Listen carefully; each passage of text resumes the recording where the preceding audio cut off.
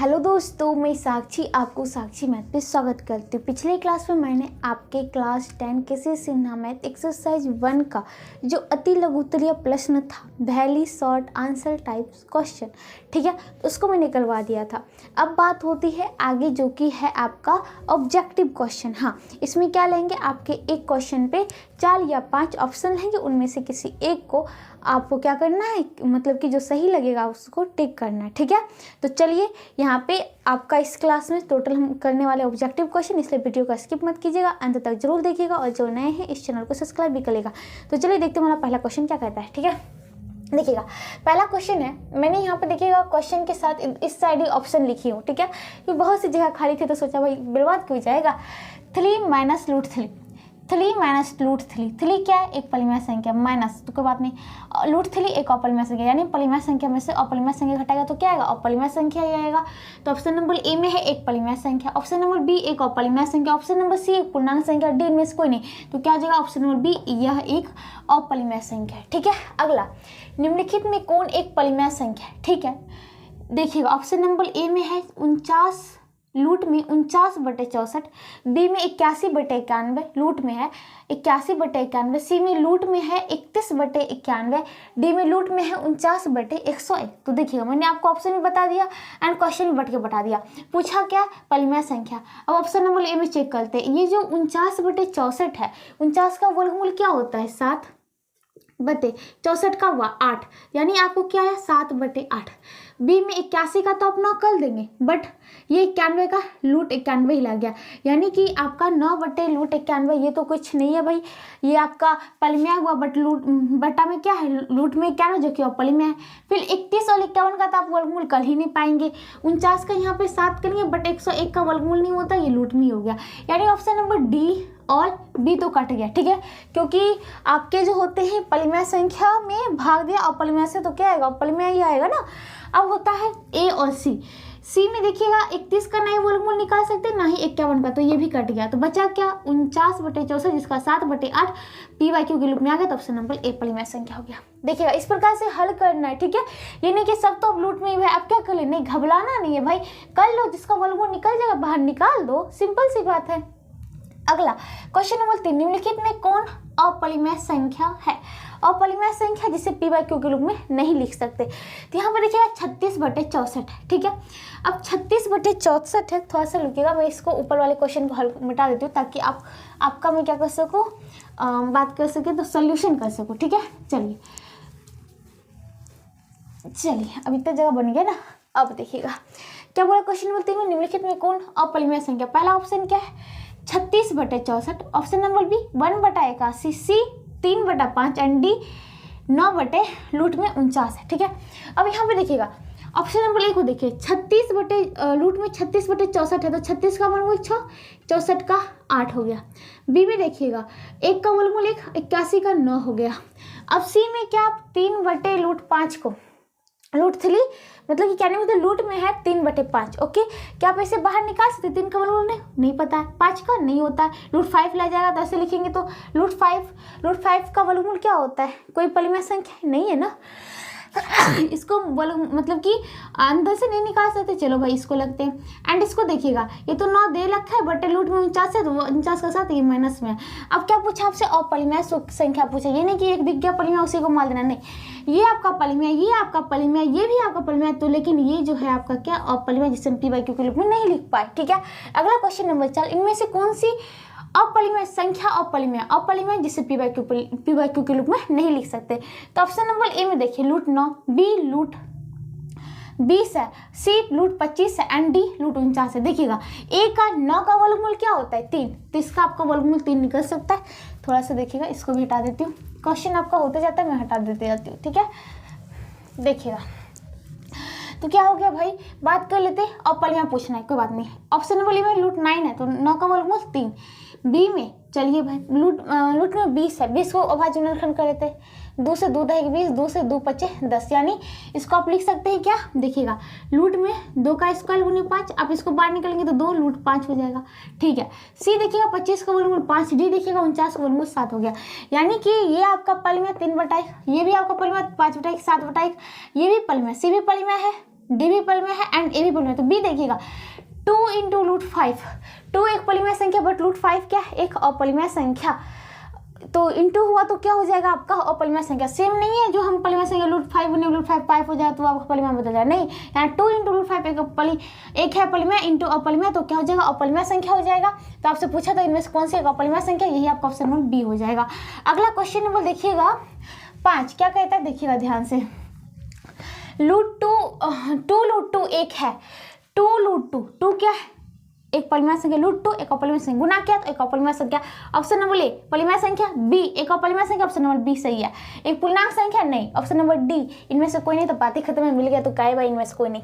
निम्नलिखित में π/2, अब देखिएगा पाई क्या था अपॉलीमर संख्या, उसमें से π/2 मतलब 2 से भाग दिया, तो 2 से भाग दिया ये एक पॉलीमर संख्या क्या है π/2, ये क्या है अपॉलीमर संख्या एंड ये क्या है पॉलीमर संख्या, और पॉलीमर से भाग देंगे तो क्या हो जाएगा, और पॉलीमर से भाग देंगे तो क्या निकलेगा अपॉलीमर ही निकलेगा ना।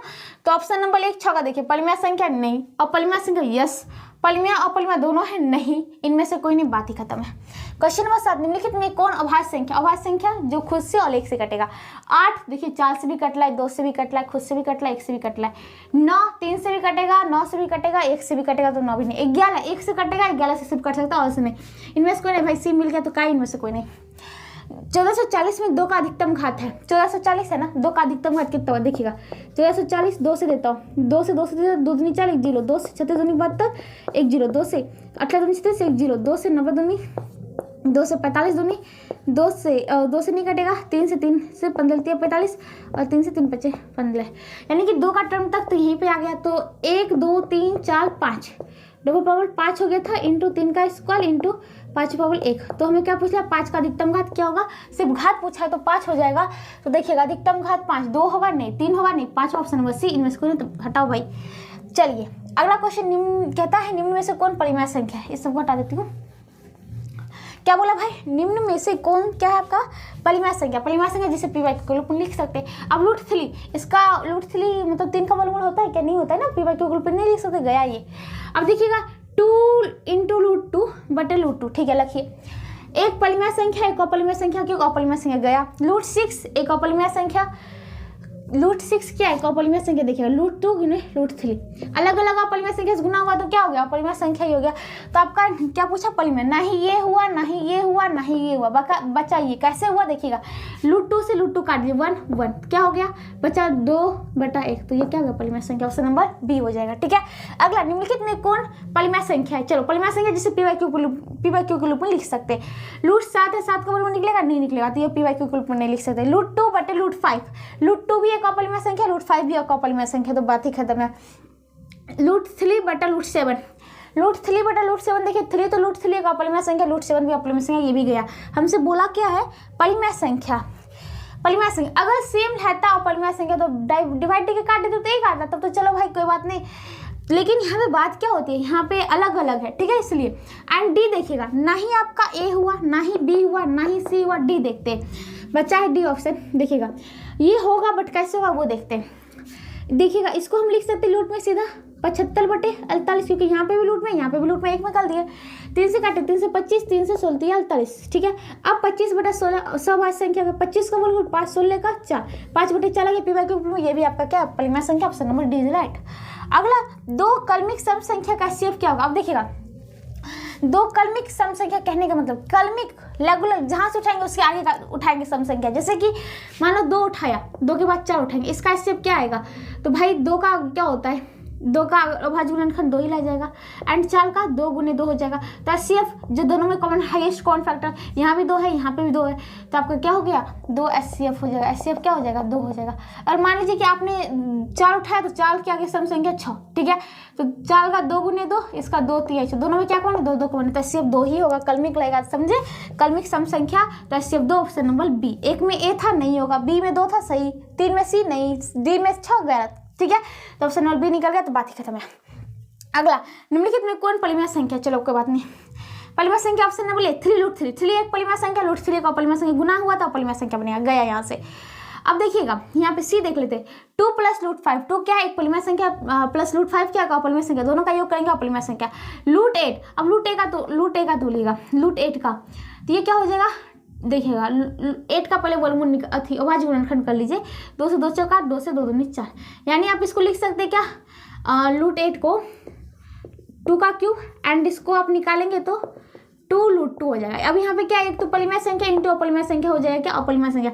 ऑप्शन नंबर डी भी नहीं, ऑप्शन नंबर सी भी नहीं, ऑप्शन नंबर ए भी नहीं, तो बचा क्या बी होगा। लेकिन कैसे होगा, देखिएगा रूट 2 इंटू रूट 2, ऊपर नीचे काट देंगे, मैंने बोला था ना सेम, अगर अपरिमेय संख्या है ऊपर नीचे भाग दे ले तो काट देंगे, तो ये हो गया 2/3, 2/3 क्या है परिमेय संख्या, पी वाई क्यू के रूप में लिखे, हाँ बिल्कुल लिखे, परिमेय संख्या ऑप्शन नंबर बी हो जाएगा।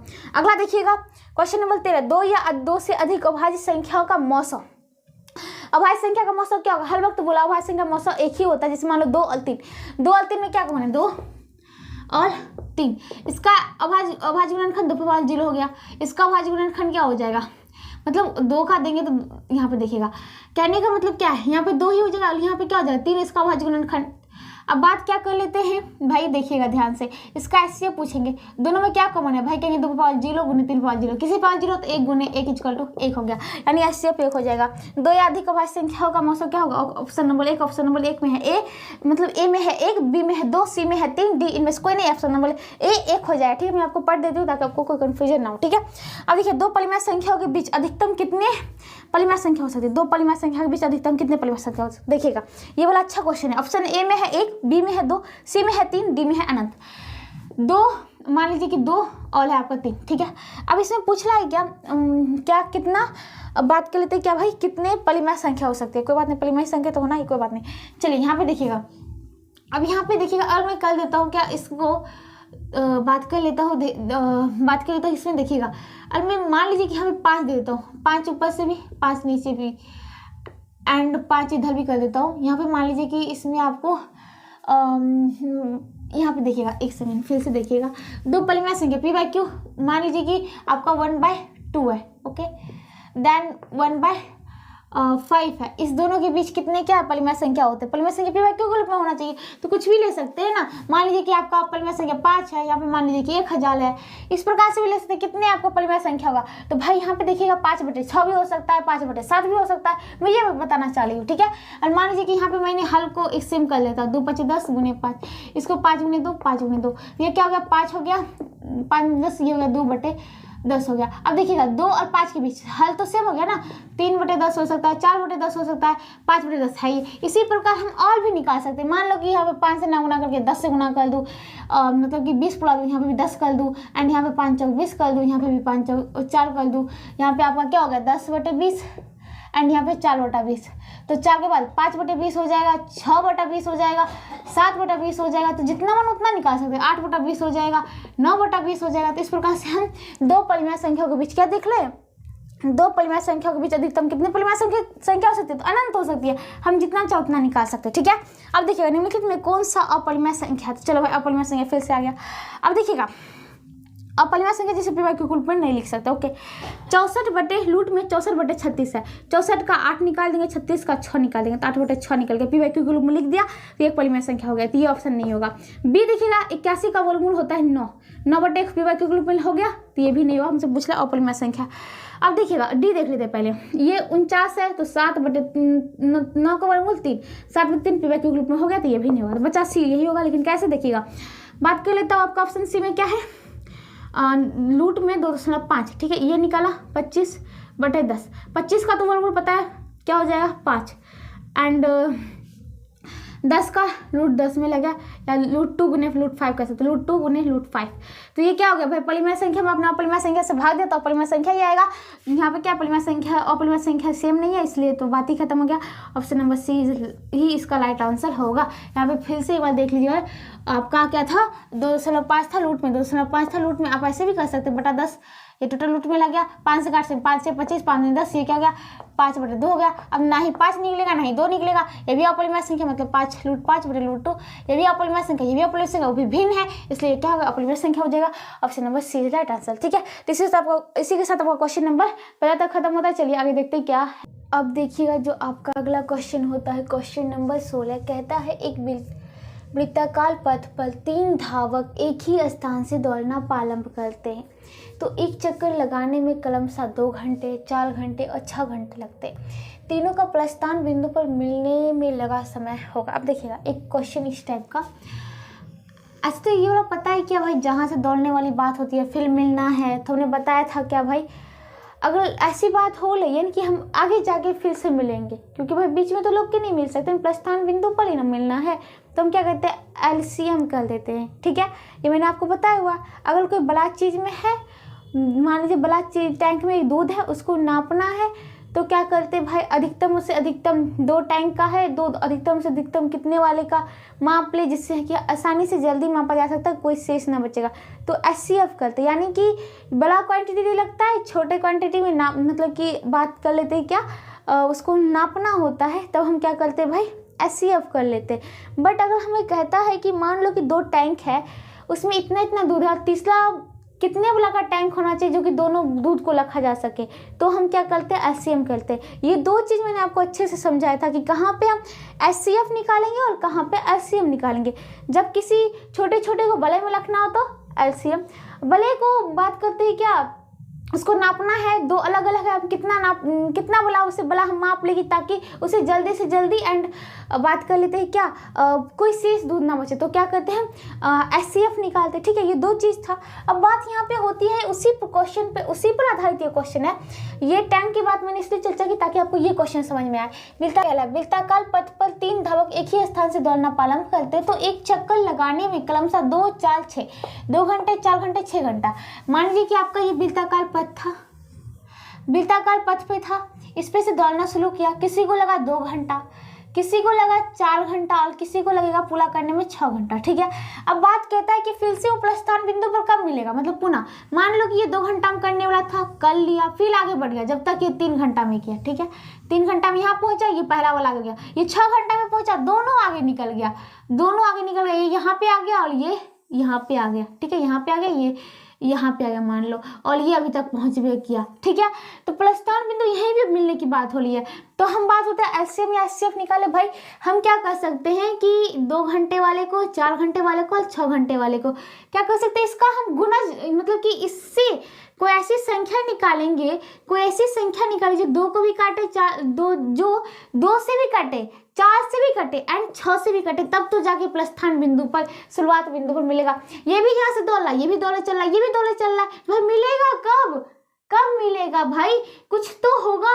वैसी संख्या पर जाके मिलेगा जो 2 को भी जो 2 से भी कटेगा, 4 से भी कटेगा एंड 6 से भी कटेगा, वो कटेगा जो संख्या होगा, क्योंकि दौड़ रहा है आधे रास्ता में तो नहीं रुक के, मान लो कि ये 2 घंटा में करने वाला, यहाँ पे लोग इसका आने का इंतजार करेगा हाय भाई, फिर इसका आने का इंतजार करेगा हाय भाई करेगा, नहीं ना, प्रस्थान बिंदु शुरुआती बिंदु पर मिलना है इसको, और वो कब मिलेगा, इस तीनों का हम एलसीएम निकालेंगे, जो घंटा आएगा उसी पे जाके मिलेगा। ठीक है, तो कहने का मतलब 2 घंटा था, 4 घंटा था और 6 घंटा, इस सबका लॉस हो तो कितना हो जाएगा, तो देखिएगा इसका 2 घंटा, 4 घंटा एंड 6 घंटा, इसका भाज्य गुणनखंड 2, इसका 2 गुने 2, इसका 2 3 6, क्या निकालना है एलसीएम निकालना है, हाईएस्ट पावर देखना है, तो चलो 2 का स्क्वायर इसको लिख सकते हैं ना, 2 इसमें भी, 2 इसमें भी, लेकिन हाईएस्ट पावर यहाँ पे 2 का स्क्वायर एंड 3 है, इसमें नहीं है, नहीं का फंडा 2 दूनी 4, तो यही 12 हो गया, तो 12 घंटा में जाके मिलेगा, मतलब कि 12 घंटा तक दौड़ते लेगा, तो 12वां घंटा पे जाके वो यहाँ पे पहुंचेगा, तीनों एक साथ लुकेगा। ठीक है, वही बोला कब मिलेगा, प्रस्थान बिंदु पर। ओके, इसी प्रकार क्वेश्चन है अगला, देखिएगा, कहता है कि एक वृत्ताकार पथ पर 3 धावक एक ही स्थान से दौड़ना शुरू करता है तो चक्कर लगाने में क्रमशः 1 घंटा, 3 घंटा और 5 घंटा लगता है, तो 1, 3, 5 का क्या निकालना है आपको, क्या निकालना है भाई, लॉसो निकालना है, एलसीएम निकालना है, तो तीनों प्रस्थान बिंदु पर फिर से मिलने में कितना समय लगेगा, वही भाई समय की बात हो रही है, ऐसा संख्या निकाले जो 3 से भी कटेगा, 5 से भी कटेगा और 1 से भी कटेगा। देखिएगा 3 एक खुद आवाज संख्या, 5 एक आवाज संख्या, 1 तो सब में चलता है, तो 5 3 15 घंटा हो जाएगा, तो ऑप्शन नंबर डी हो जाएगा। अगला देखिएगा क्वेश्चन नंबर 18, भाग लेमा, यानी कि लेमा याद है ना, किसी दूसरे कथन को सिद्ध करने का जो प्रयोग करते हैं, तो भाग लेमा ए बराबर बी क्यू प्लस आर है, जहाँ आर इज इक्वल टू 0 होगा, जब कब होगा, शेष 0 कब होगा, जब b जो है a को पूरा काट देगा, यानी बी ए को विभाजित करे तब, ए बी को विभाजित करे तब, बी क्यू इक्वल टू 0 हो तब, या बी इक्वल टू 0। नहीं भाई, जब बी क्या करेगा, ए को पूरी तरह से काट देगा, क्यू आएगा तो शेष बचेगा 0, ऑप्शन नंबर ए। यदि ए बराबर बी क्यू प्लस आर हो तो मौसो ए बी का ये बराबर क्या होगा, तो मौसो ए बी का जो होगा, ए बी यानी कि जो भाज्य था, देखिएगा ए बी एंड क्यू यहाँ पे होता है आर, तो इस दोनों का जो मौसो होता है ना, वो जो होता है बी और आर के मौसो के बराबर होता है। तो यहाँ पे क्या हो जाएगा, बी आर के मौसो के बराबर हो जाएगा, ऑप्शन नंबर ए हो जाएगा। ठीक है, जैसे कि देखिएगा, मान लीजिए कि आपको मैं लेता हूँ 5 2, यहाँ पे 5 देता हूँ, यहाँ 2 देता हूँ, 2 दूनी 4 हो गया, ये कितना हो गया, 1 हो गया। ठीक है, अब 5 4 तो ऐसे भी कटने वाला नहीं था, तब तो भाई इसका एचसीएफ क्या निकल गया, 2 और 5 का एचसीएफ निकालेंगे तो भाई संख्या तो 1 निकलेगा, और 2 यहाँ पे 1 जो भी इससे कट नहीं रहा था तब तो शेष जाके बचा। सो कॉमन सा लॉजिक है भाई, इसका भी एचसीएफ 1 हो गया, तो एचसीएफ इस दोनों का बराबर होता है। ठीक है, समझ में आ गई बात, ऑप्शन नंबर ए। भाग लेमा ए बराबर बी क्यू प्लस आर है, जिनमें क्यू जो है 0 होगा जब, अब देखिएगा यहाँ पे क्या होता है, ए यहाँ पे होता है, बी यहाँ पे होता है, क्यू यहाँ पे होता है, आर, तो हम क्यू कब 0 देते हैं, मान लो कि हम अगर हम मुझे 25 में 5 से भाग दें तो 25 25 कट जाता है, यानी यहाँ पे बी जो था 5 था, ए जो था वो 25 था, एंड क्यू जो है वो कितना आ गया आपका, क्यू जो था 25 25 5 आ गया। ठीक है, और आर क्या हो गया, 0 हो गया। लेकिन अब मुझे क्या करता हूँ, मैं क्या करता हूँ, 5 को 25 से भाग देता हूँ, कटेगा तो हम क्या करते हैं, तो हम करते हैं क्या, देखो 5 किसको 5 को देना है, 25 से, भाई 25 से पहला में 5 नहीं आता, 0 से लगा दो, 0 से लगाएंगे, 0 गुने 25 इक्वल टू 0 हो जाएगा, 0 हो गया, उतला क्या 5 ही उतल गया, फिर दशमलव देखिए 0 बढ़ते हैं ना, यानी कि 0 कब आता है, जब b जो होता है बड़ा हो जाता है a से, यानी b जो होता है बड़ा हो जाता है a से। ऑप्शन नंबर ए में देखिए b जो होता है भाजक ही जो होता है भाज्य से बड़ा हो जाता है, ये बराबर होगा तो काट ही देगा, और छोटा है तो भागफल देगा, आर शेष होगा तो ये क्या मतलब होता है। ठीक है, आर तो शेष भाई बराबर लेगा तब भी आ जाएगा, मतलब कटेगा तब भी आ जाएगा। आगे देखिए क्वेश्चन नंबर 21, यूक्लिड विभाजन एल्गोरिथम, दो धनात्मक पूर्णांकों के निम्न में से किसे परिकलित करने का तकनीक है। भाई यूक्लिड विभाजन एल्गोरिथम से हम क्या निकालते थे भाई, एचसीएफ निकालते थे, स्टेप बाय स्टेप चलते रहते थे, जहाँ पे आर 0 होता था वहाँ पे जो उसका भाजक होता था वही हमारा मौसा होता था, यानी कि एचसीएफ। ठीक है, ऑप्शन नंबर बी। अगर देखिएगा यदि दो संख्याओं का मौसा 15 है और 930 हो तो संख्या का गुणनफल क्या होगा, तो मौसा गुणे लौसा equal to A into B, तो क्या देते हैं, क्या मौसा गुणे लौसा, मौसा कितना है 15 है, लौसा कितना है 30 है, बदलती है 45 450 हो गया। चलो भाई ऑप्शन नंबर ए हो गया।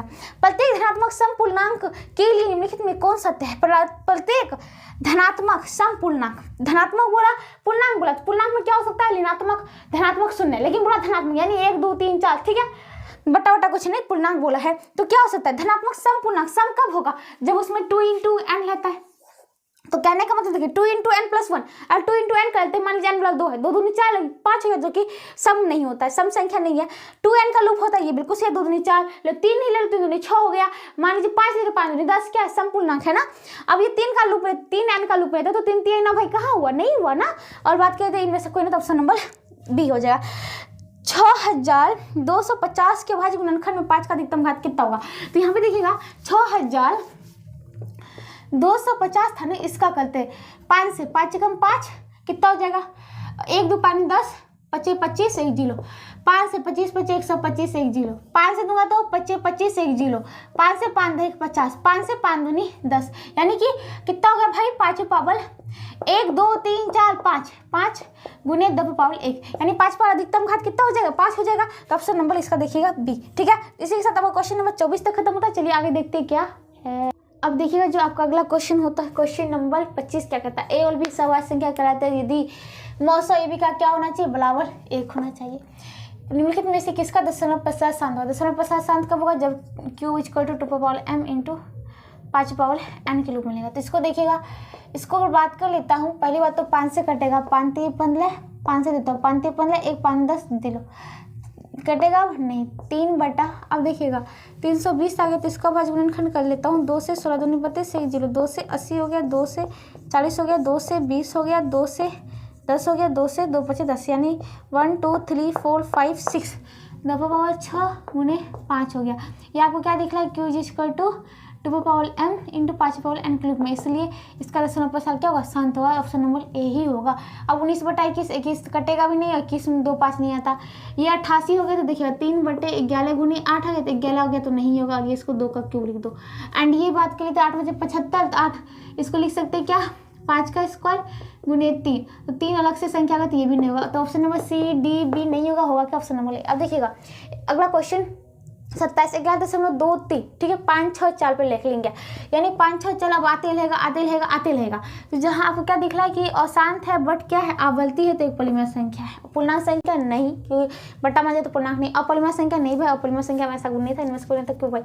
यहाँ पे 28। अब देखिएगा जो आपका अगला क्वेश्चन होता है, क्वेश्चन नंबर 28 क्या कहता है, कहता है कि 2.12 फिर 1, ओके देखिएगा, फिर 1 2 1, फिर 1 1 2 1 1 1, यानी कि क्या दिख रहा है, ना ही रिपीट हो रहा है, ठीक है, ना ही अशांत है, ना ही रिपीट है, तो क्या है भाई, ये परिमेय संख्या नहीं है। तो परिमेय संख्या नहीं, पूर्णांक संख्या नहीं, अपरिमेय संख्या यस, सम संख्या तो बिल्कुल भी नहीं। इसी के साथ क्वेश्चन नंबर 28 खत्म होता है। इसी के साथ आपका एक्सरसाइज 1 का जो होता है टोटल आपका पूरा जो होता है मल्टीपल चॉइस क्वेश्चन का या फिर ऑब्जेक्टिव क्वेश्चन का, जिसमें आपके क्वेश्चन पे 4 ऑप्शन थे, तो पूरा खत्म होता है। और इसी के साथ आज मैं इस क्लास को भी समाप्त करती हूँ। अगले क्लास में इससे आगे बताऊंगी, तब तक जुड़े रहिएगा।